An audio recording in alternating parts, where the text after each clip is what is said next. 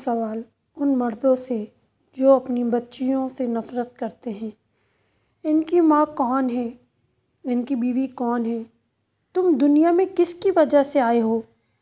تم اپنے راحت اور سکون کے لیے کس کو لے کر آئے ہو؟ یہ دونوں کون ہیں؟ کس کی بیٹی ہیں؟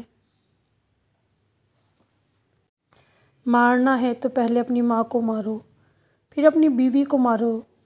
تم کیسے مسلمان ہو، بلکہ کیسے انسان ہو؟ مرد تو مرد، بعض عورتیں بھی بیٹیوں کو پسند نہیں کرتی، کہتی ہیں کہ ہماری نسل آگے نہیں بڑھے گی۔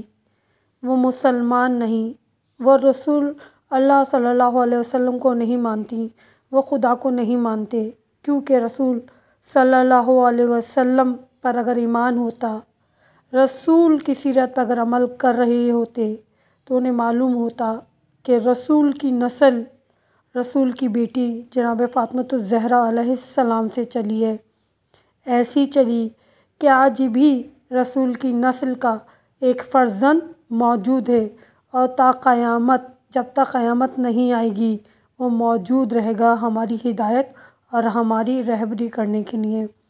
ان لوگوں کے لیے ایک میسیج ہے کہ جو اپنی بیٹیوں، اپنی بچیوں کو پسند نہیں کرتے، کہ تمہاری ماں بھی تو کسی کی بیٹی ہے، تمہاری بیوی بھی تو کسی کی بیٹی ہے۔